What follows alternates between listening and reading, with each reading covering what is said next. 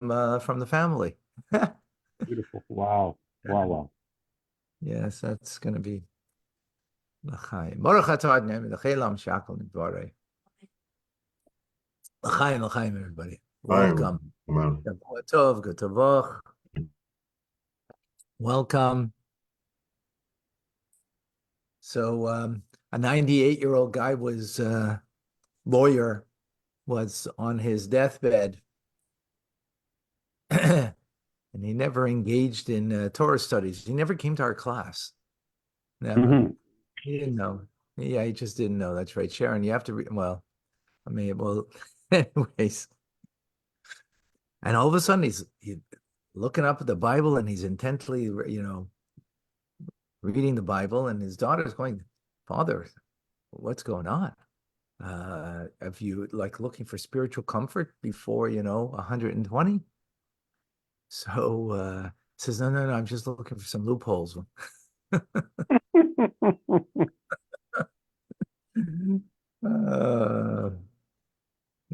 Sorry, there's no lawyers here. Let me just check. No, well, for some people, that's what it's about, to find loopholes, but not over here. Anyways, what do I mean by this? We all understand the importance of doing a mitzvah because that's why we're here. Otherwise, we wouldn't be here, right? We all understand that, God has a divine purpose, a divine will, and, that we are engaged in fulfilling that divine will. So sometimes, because the divine will is so encompassing and so, shall we say, even demanding, 613 commandments, it's hard to be wholehearted in all the mitzvahs that we do. And we're human, and because we're human, so it's easy to fall into doing things out of rote, doing things, not with a passion. That's everybody outside of this class. Right? It can happen. Of course, in this class, there's only great passion to be here and to engage. Absolutely. But it can happen that when it comes to the performance of mitzvahs, that we don't find it, all the mitzvahs, meaningful. As a matter of fact, our sages even say that everybody has, the uniqueness of their soul, what talks to their soul and what talks to them. So we all have a mitzvah that talks to us, or several mitzvahs perhaps. Some it could be studying Torah. Some it could be having guests at their home. Others it could be acts of loving kindness, going and running to the hospital to visit the sick. We all have. But what that means is the ones that we do have is one thing, but there's a lot of other mitzvahs that God has a desire for us to fulfill. So for those who are the chesed kind, the kind that are engaged in acts of loving kindness, for them to focus in prayer might be a little, not so easy.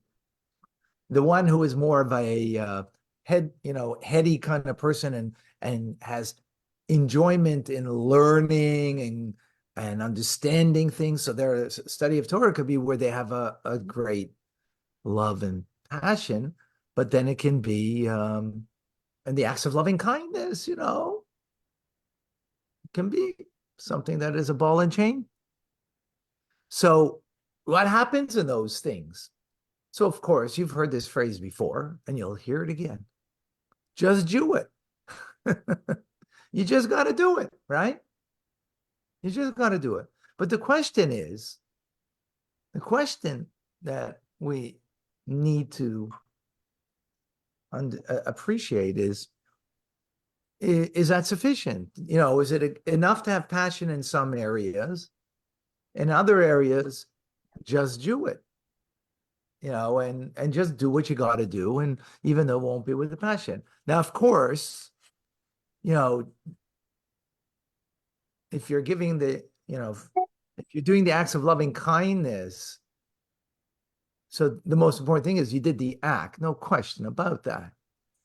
But the intent, the emotional engagement, the passion that's involved in it, obviously that's, there's no question that that would be, what's the word? The ultimate. There's no question about that. But okay, but to what degree do we have to give ourselves over to that? Is it important that in every area of our divine service that it would be done with feeling, it would be done with passion? Again, we're human and we're going to find that which talks to us. So let us head forth with this question. And let me share. I hope it's got this right over here.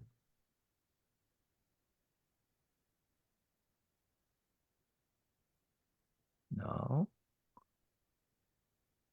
No. Ah, there we go.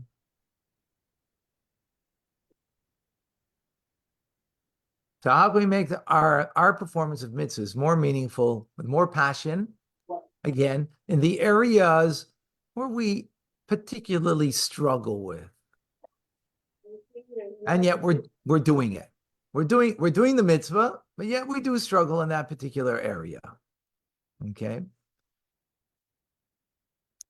Text 1a. Shkayach. Okay, Moshe, you have a new job here. Yeah. You have a new job. No, not for me, not for me. Yeah, I'm sure.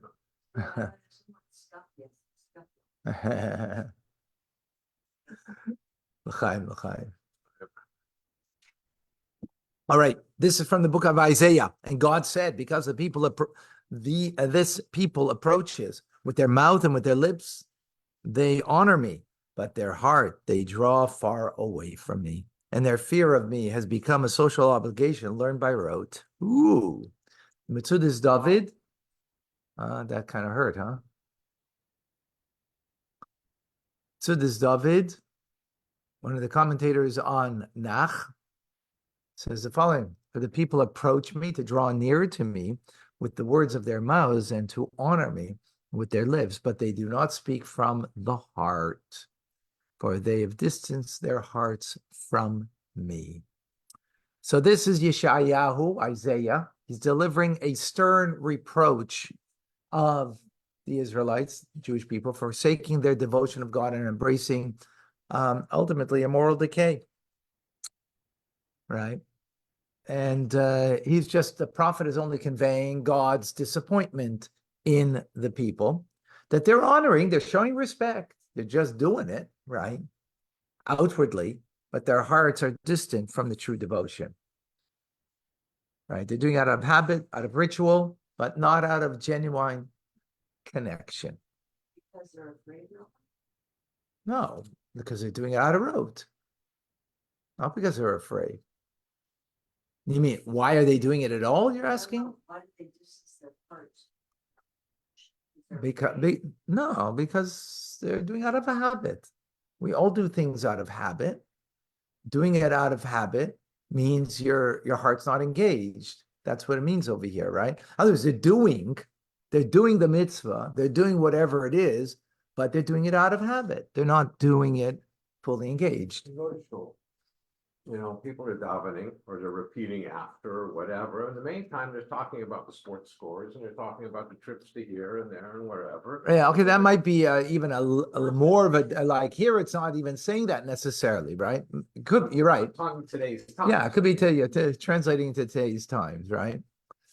So yeah, that might be even, I don't even know if that's talking about over here. Means maybe they were still, they weren't talking in prayers, right? It wasn't hockey. It wasn't hockey. They weren't talking about hockey or football or baseball. Yeah. There's a similar rebuke in Tehillim that spans the era from the Exodus until King David's monarchy. in chapter 78 of Tehillim.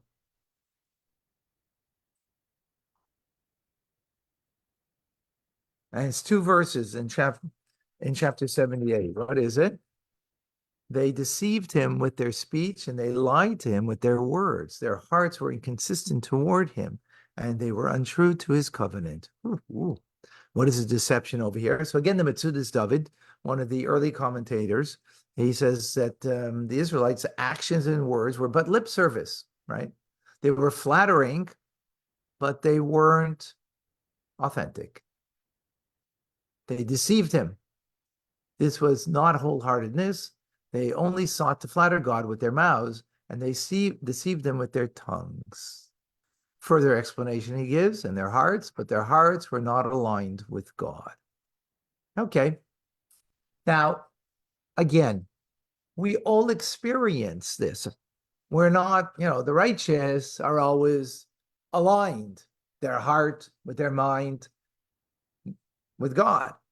We're not righteous, so we're not always aligned, right? And of course, that's what God ultimately wants, that there shouldn't be a gap between the mind and the heart, right?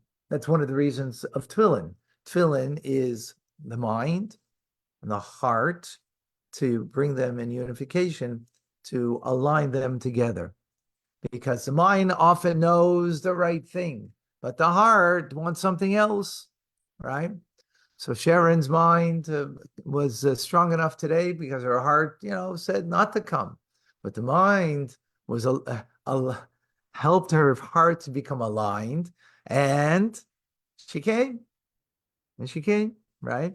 But that doesn't always happen. Not to you, not to me, to all of us. So the question, of course, is, it's not about being righteous and being, perfectly aligned at all times, but how do we become more aligned that what we do, it's not out of habit, it's not out of rote, right? Like for many people, like Shabbos can be, well, you've done it for so long, it becomes a habit. And on one hand, that's good because, that's what you do. But on the other hand, that's its problem. Because what do you mean that's what you do? Well, you're not aligned with it. Your heart's not in it. And it becomes done on a rote, the observance of Shabbos. Of course, the greatest place where this occurs is where? Where? Prayer, right? Because prayer is so easy to just say words. Because especially if you said that, you say Ashrei so many times, you know it by heart, and it's very easy to say the words, and you are on Mars. As the famous story of the Baal Shem Tov, that after prayer service, he went over to one of the Yidden in the shul, and he gave a Shalom Aleichem. Yankel, welcome back for your long travels, to the fair. He says, Rabbi, I came back last week, from the fair. I was here this week. He says, yes, you're right. But in your mind, through prayers, you were at the fair. And in the thoughts of the person, that's where we are. So how do we get our thoughts to be aligned with what we're doing and not to be elsewhere? So the first thing is put your phone on airplane mode. That's the first thing, right? So at least for the class, we could be aligned. All right. We're going to get back to this. Let's go now to this week's Torah portion and to appreciate the continuation from last week. What was last week? Awe-inspiring. What was it? We stood at the foot of Mount Sinai. We heard the 10 Commandments, right? We were all there. We were all there at the foot of Mount Sinai, right? That's the highlight. Proclaiming Na'aseh v'nishma, that as we did as a Jewish people, we will do. We will do as God says, and then we will listen. Wholeheartedly accepted the Torah and its laws. This is this week's portion, Mishpatim. There's a shift in the focus and the events leading up to the giving of the Torah. And this will provide us with a gateway of an insight into understanding into our daily observance of mitzvahs. So let's look at the verses from this week's Parsha.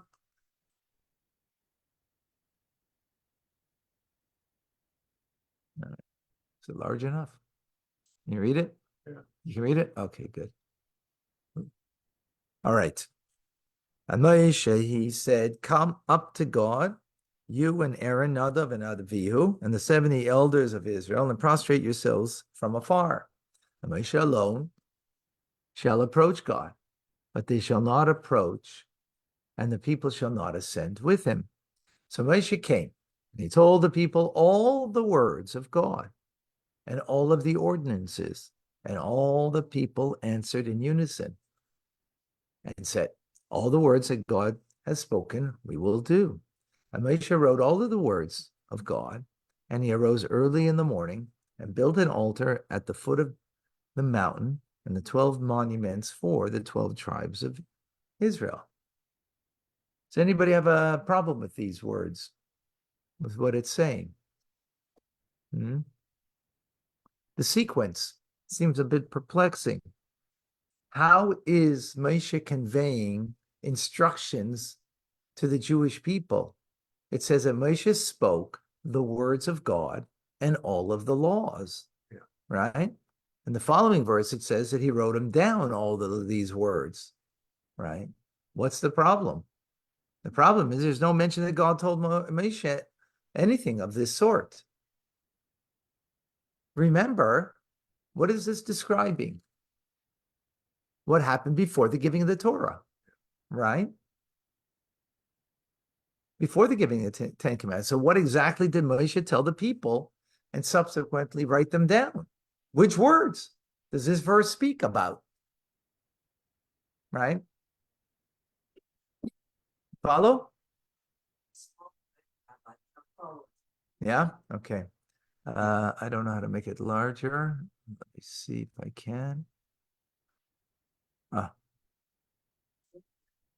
No, the little plus sign on the bottom, no? Oh, I'm sorry. Yes, the plus sign. Thank you. Okay. There we go. Okay. Sorry, but something with the okay, but I want to make sure that the issue is clear. That now we have to understand. Last week's Torah portion, chapters 19 and 20 in Parshas Yisro, spoke about the Ten Commandments, correct? This is in chapter 24, right? This is in chapter 24. So even though it's after last week's Torah portion, we have a general principle in the Torah that there's not a chronological order to the written word in the Torah. We have this in many instances throughout the Torah, many, dozens of times, that things are not chronological. They don't need to be because it's not a history book. It's a lesson book to how to lead our lives, right? So this week's Torah portion, chapter 24, right, is not chronological. Because as we see from the words over here, well, actually, you know what? I misspoke. We'll see in a moment. It's actually somewhat of a debate. It's somewhat of a debate. Okay. Of if it's in chronological order. And let's take a look actually at this debate. I'm sorry, I misspoke. Okay.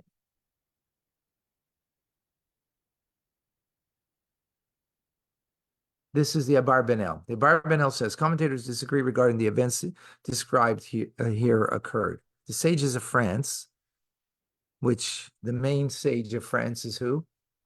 Rashi, exactly. Assert that this occurred before the giving of the Torah when Moshe separated the people, while the sages of Spain maintain that this happened after the giving of the Torah as they chronologically appear in the Torah. So I'm sorry. There's a debate over here. Right. The reason why I said it, because why does Rashi take this is not in chronological order? because when you read the verses earlier, it's speaking about something that had happened, and the sound of it is that it happened beforehand, all in the preparation, right? And that's and Rashi's a simple meaning. Other commentators are not necessarily learning the simple meaning, and therefore they say, no. This week's Torah portion happened afterwards, right?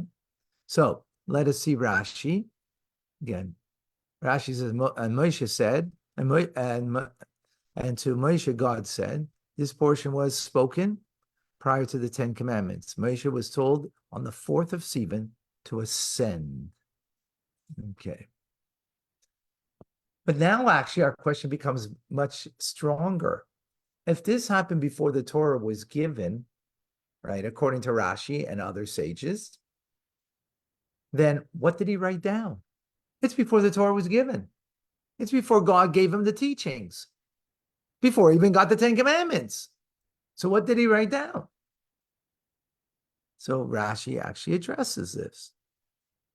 And he says, the verse says, and all of the ordinances, these are 7 Noachide laws, keeping Shabbos, honoring your father and mother, the red heifer, and the laws that were given at Marah. What is that reference to?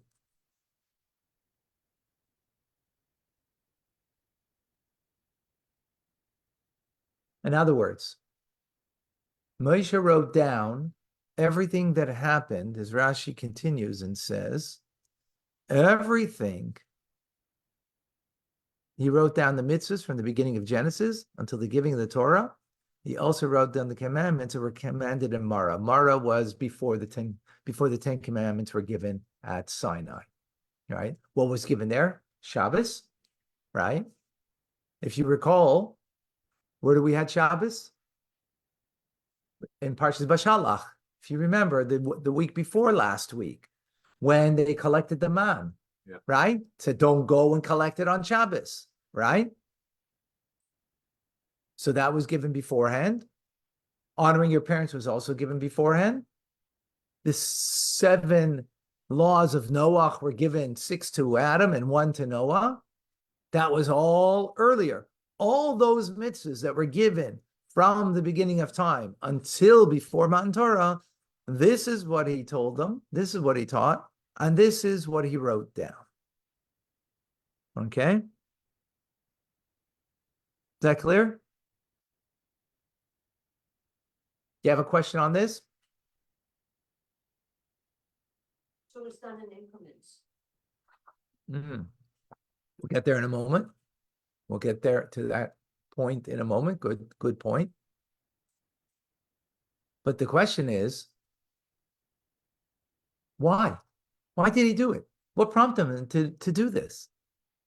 This is before the Torah is given. Don't forget, Shabbos is going to be in one of the 10 Commandments. So is honoring your parents. And in the book of Genesis, we're going to have all of the 7 Noachide laws. So it's not like we're not going to get it. We will get it.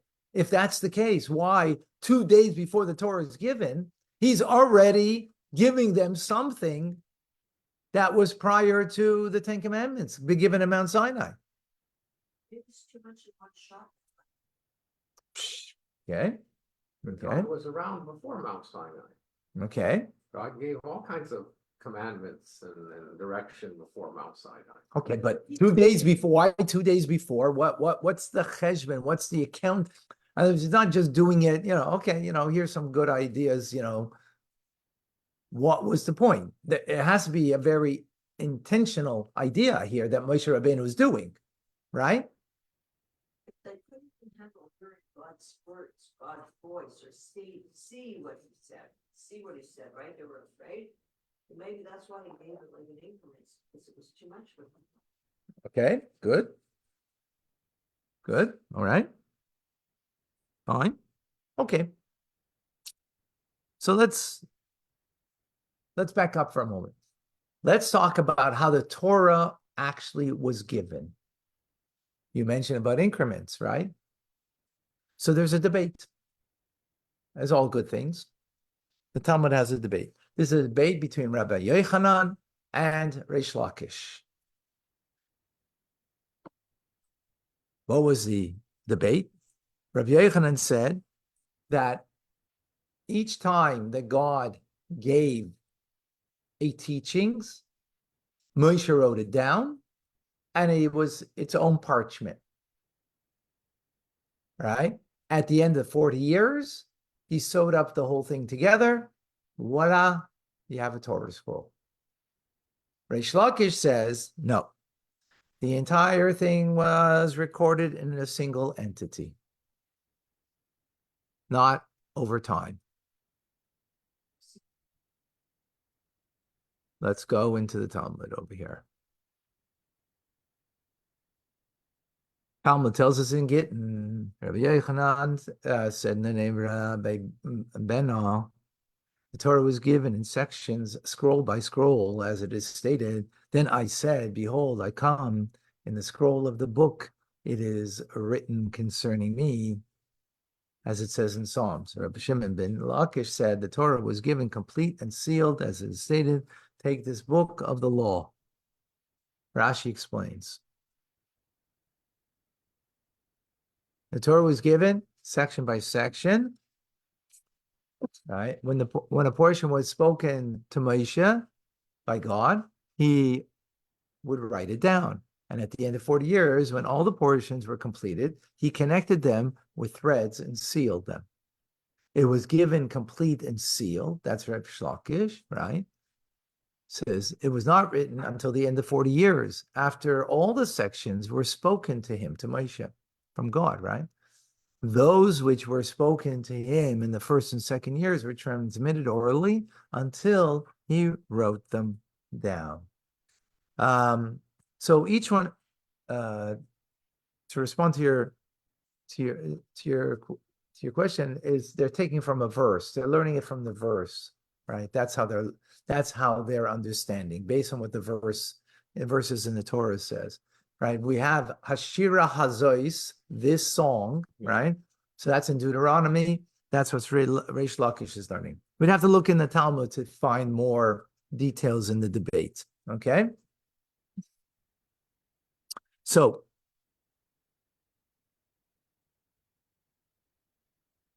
according to Rabbi Yochanan's opinion, that would seem to align well with the verses of Mishpatim that we said that Moshe wrote down these words. Then he wrote down the events up until that point. How does Reish Lakish look at that? Follow the question? This is a bit of a question on Reish Lakish. Reish Lakish says it was all written down at the end of 40 years. But it clearly says in our verse over here that he wrote down before. Now, in Mishpatim, in our Torah portion, it says that he wrote down the Torah. He's told the Torah and he wrote it down. So how do we understand that? According to Reish Lakish. Is that clear? Can I have thumbs up who understood the question? Celia, some thumbs up. Bill, a thumbs up. Esther, a thumbs up. Yeah, I don't want to go further until we get thumbs up. Okay, Liba we got, and Davida we got. Tim, we're good. Koi, yes, okay. Chava, Diane, missing a few thumbs. Ask them. I don't understand. Ask them if they understand. Okay, I'm going to repeat it. Okay. According to Reish Lakish, when was the Torah written? At the end of 40 years, right? Before Moshe passed away. But in our Torah portion, it clearly said that Moshe wrote down. What do you deal with? How does Reish Lakish deal with that? It says clearly he wrote down, right? So if he wrote down, what did he write? That's the issue, right? So Tosfos in the Talmud, right? How does Reish Lakish explain the verse in Moshe wrote down the words of God? Right? That's this week's Torah portion. If he is of the opinion no transcript took place until the end of 40 years. That's our question. So Tosfos in the Talmud explains the Torah was given complete and sealed How could this be? He asked the question, right? According to Reish Lakish, that it was complete and sealed, meaning all at once written at the end of 40 years. So scripture states explicitly that he took the book of the covenant and read it in the ears of the people. This week's Torah portion, it says he took what he wrote and read it to the people. So Rashi explains in this commentary that this means from Genesis until this point, right? The Rashba also brings up, in other words, it's only until this point, it's not including the rest of the Torah, right? In other words, from that point, from Mount Sinai onwards, it was all written at the end of 40 years. That's according to Tosfos in the Gemara. The Rashba, he explains, even according to Reish Lakish, he only meant that Moses did not write every portion as it was spoken to him. Rather, he orally transmitted it in order until the completion of the Torah. But still, those sections that were necessary at the time, for whatever reason, were written down so that it could be seen and learned from the text. Okay.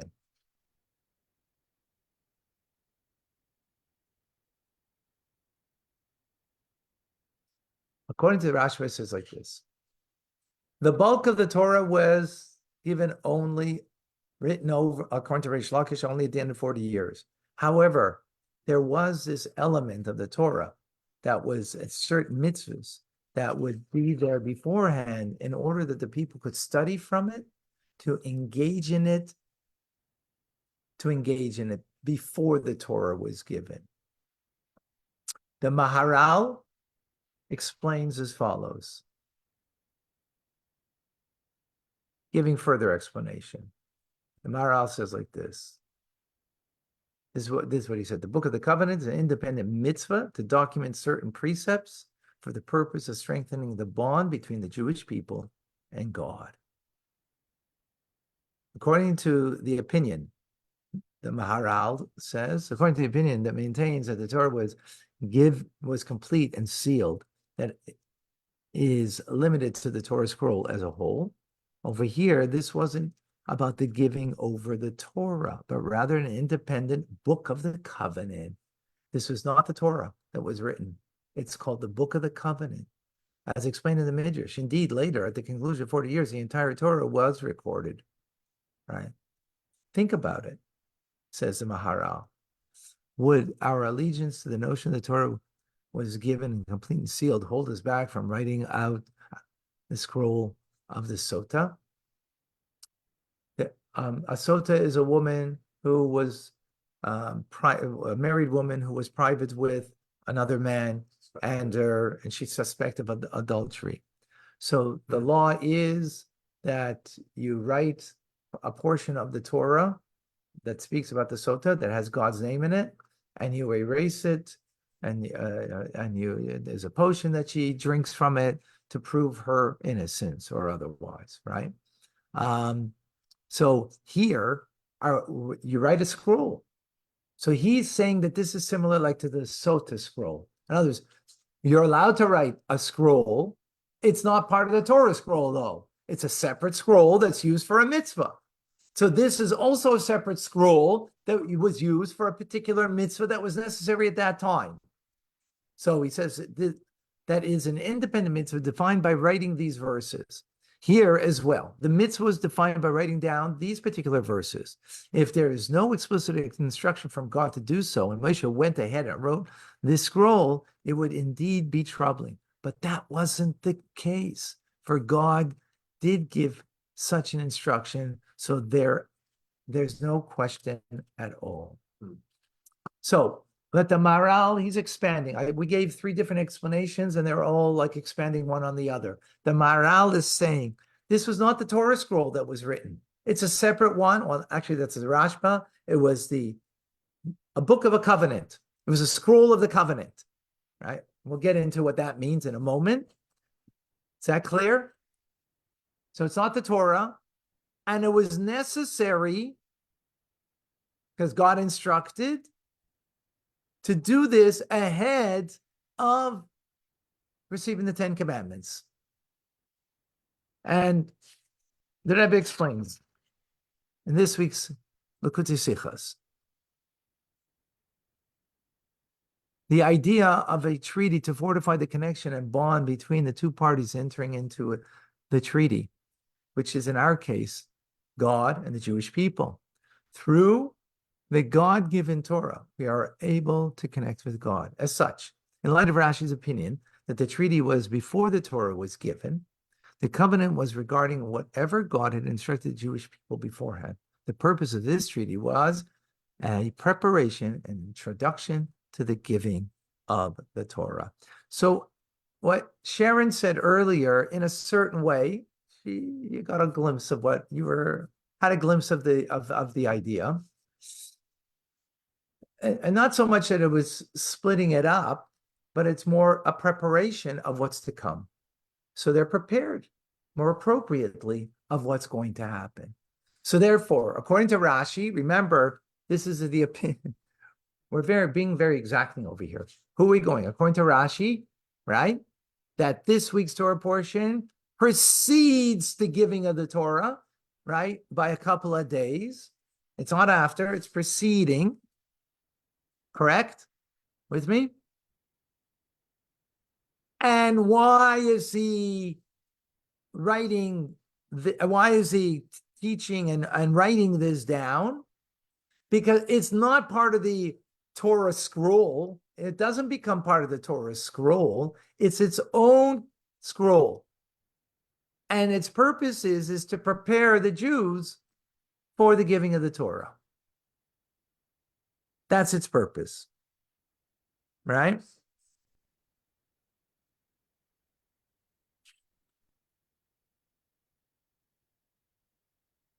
Why?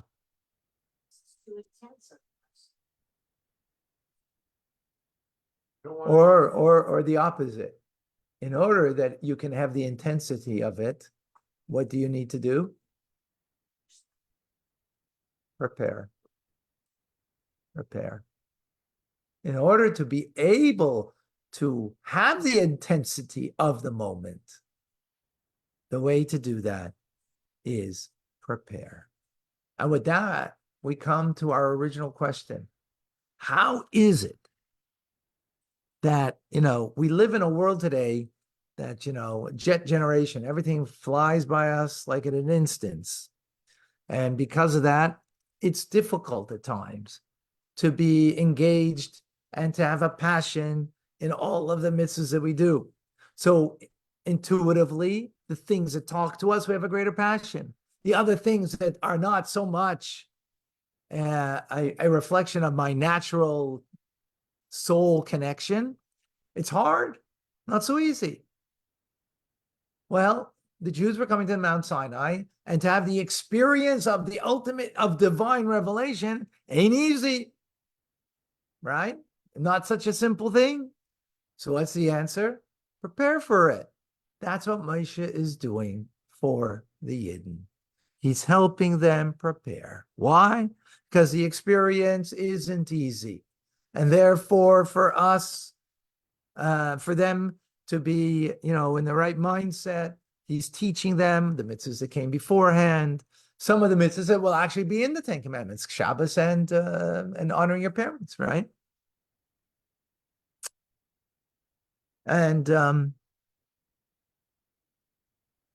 so that is what the Torah is coming to teach us over here. Remember, Torah come from the word hayra, meaning a lesson. The Torah is coming to teach us a lesson. Why is it out of place, this week's Torah portion?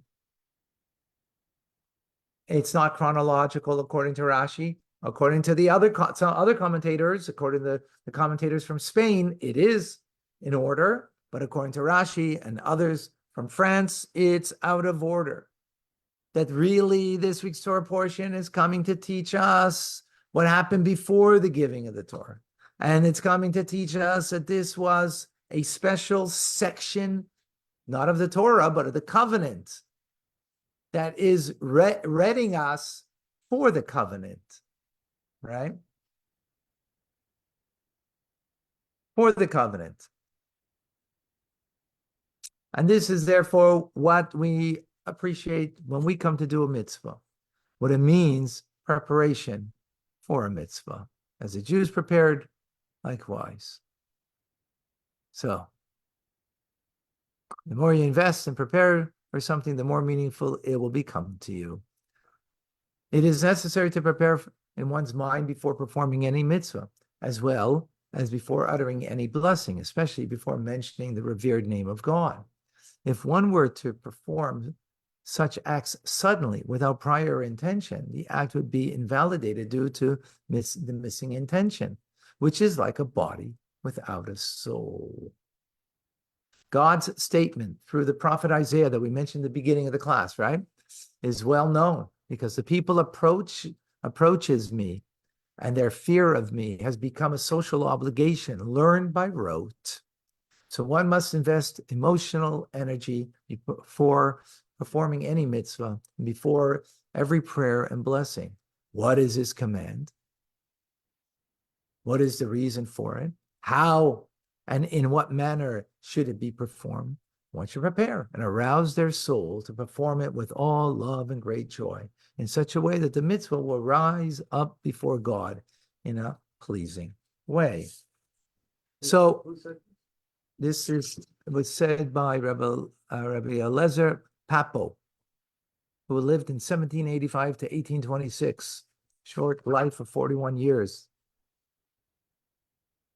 In other words, it's in the preparation that will make the difference. So what in the preparation that will make the difference. So the things that we have a passion for, so you don't need the same kind of preparation, even though there too, obviously will enhance whatever we engage in. But most definitely the things that do not speak to us so instinctually, there we need the preparation.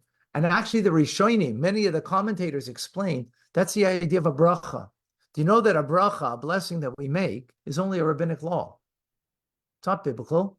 The only biblical blessing you have to make is Birkat Hamazon, is benching after, as grace after meals. That's the only biblical commandment to bless God. All other blessings are rabbinic in origin. So some of they explained, as Yom Tov, the Ritva explains, the reason why our sages stated that one should recite a blessing before performing a mitzvah is to first sanctify ourselves with the blessing. This way it becomes demonstrably evident that we're performing the mitzvah because of God's command. Otherwise, we just run in to do the mitzvah. Making the blessing makes us mindful that we're doing God's thing. That alone gives us a moment to pause, right?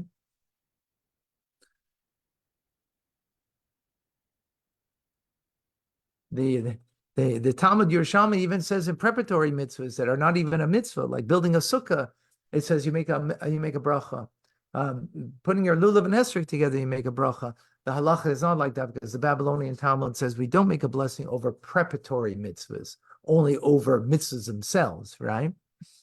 But the point is, what the Jerusalem Talmud is bringing out is making a blessing is giving a pause before you engage in what the act of the mitzvah, and you are focused in. And of course, the blessing can also be done out of rote.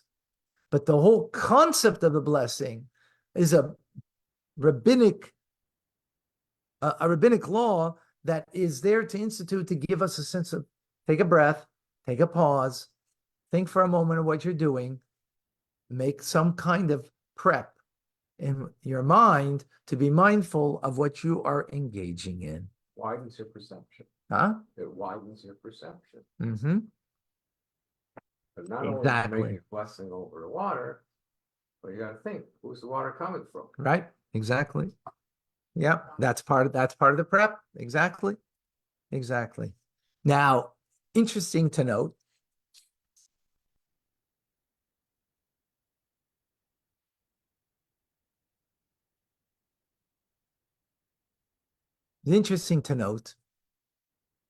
that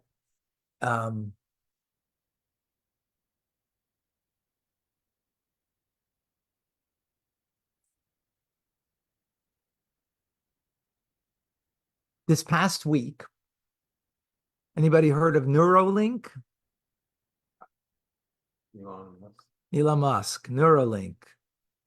So on January 28th, they were able to put into a human being a computer chip. And what is that computer chip doing? Reading the thoughts of the individual. Not quite, but close. No, yeah, that's what's It's happening. the interface. Right, but it's that going to a allows an program. External computer. A computer, yeah, right, to an external computer, to an app that allows it to. So what do we have now? Thought is now externalized. Till now, thought was something between, right? And this will be an amazing thing for those who cannot communicate, right? My granddaughter, who's Down syndrome, who can't communicate, but she thinks, everybody thinks. So, what becomes of this is, I don't know what will end up, but the idea of it is about thought and what the mind is engaged in. And the truth is, as we become closer to Mashiach, thoughts are more important than ever before. It used to be that what was important was just the way you behave, right? Because behavior is perception. And that's what the prophet is saying. Oh, the Jews are perceivably, have the fear of God. That's how they are viewed.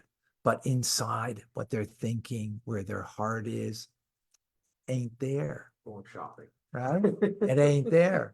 Like, I don't know, with some of you, I hope you're all here with me and you're not elsewhere.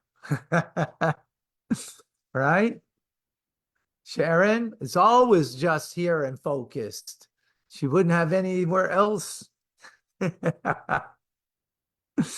we're not going to put the computer chip in your mind, I'm afraid.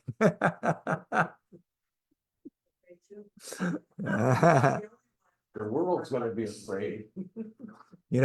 I just heard that Rabbi Benjamin Klein, the Rebbe's secretary, told a friend of mine, I heard from him, that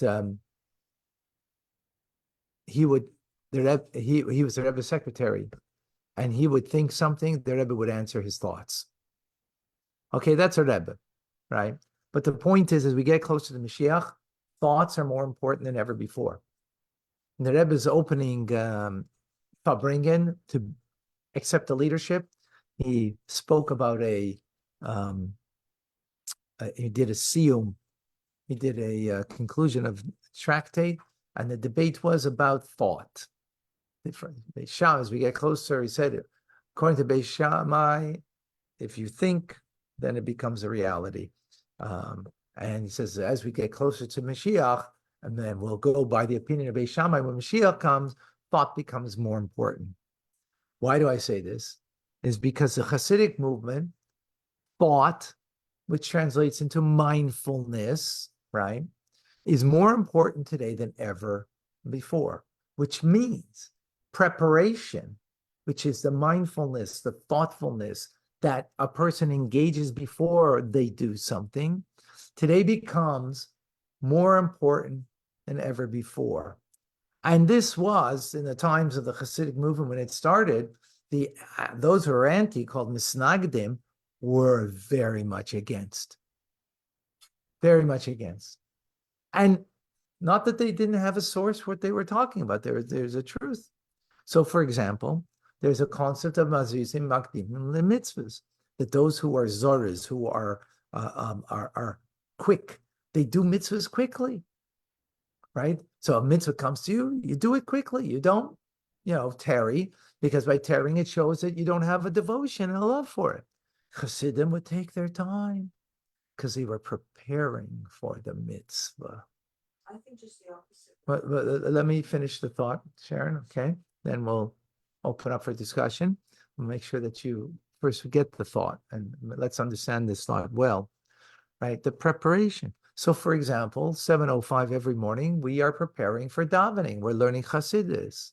we're learning something, that we could be mindful that prepares us, that we're in the right state of mind. By the way, can you come in and quickly? Of course. But Chassidim of old, they would prepare, learn for a long time. They would, then pray for a longer time. And they would pray sometimes at a later time.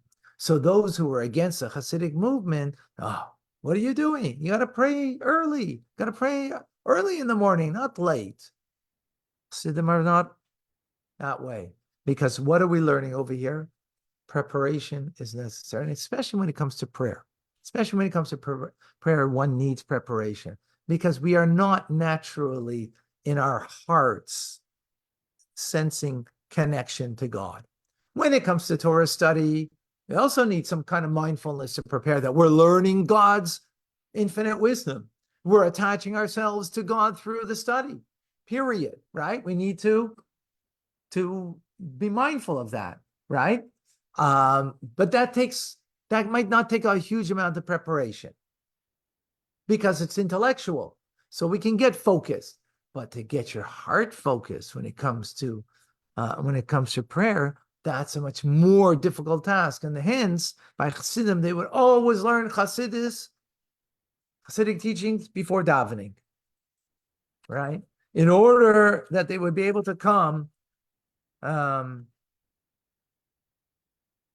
with a complete heart into the davening. You should be quick and show through your quickness of your devotion, but the preparation sometimes becomes then greater than the act itself in a certain way. Think about it for a moment. How many times you go somewhere, the preparation, the excitement and the preparation, you're going somewhere, you're going to do something different and new, all of that preparation sometimes can be longer than where you're going and what you're doing, right? So in other words, the mindfulness where the mind goes and the pleasure it's having and all of that preparation makes obviously wherever you're going all the more meaningful. So the same thing is in every mitzvah that we do, especially those mitzvahs that we have a challenge in, right? We need the preparation. And especially when it comes to davening, because that we all have a challenge, because our hearts are lured by where our heart's desire is. And therefore it's very easy to lose concentration in our davening and to go through and rip through and just say words. And therefore I invite you all tomorrow morning, 7:05, to learn Chassidus. You need preparation for that. You need that was tonight. You can go to sleep now. So that's how. So whatever the mitzvah is that we find a challenge, what we need to work on is not just do the mitzvah. Of course, that's the bottom line. Of course, a mitzvah needs to be done, right? But to think about it, be mindful of it, prepare in some manner, whether it's a teachings, about it. So when a holiday is coming, right? And you want the holiday to be more meaningful. We're in the middle of we're finishing off a Maimer on Tu B'Shvat. Last week was Tu B'Shvat, the holiday, the New Year of the Trees. And for that to be meaningful, so we learned something about it. So we're going to prepare by learning for Purim, and then we'll learn for Pesach. That all of the mitzvahs that we engage, we have some kind of, mental awareness, some type of grasp of what the mitzvah is, especially in spiritual terms, not just in how to do the mitzvah, but in spiritual terms. So that way we can be truly engaged with a passion in all of our mitzvahs. And with that, l'chaim. Any questions, any comments? Thank you so much. All right. Thank you. Good Tavach, everybody. Thank you for joining. Good week. Shavua Tov. Be well. 8 o'clock. Sei gesund.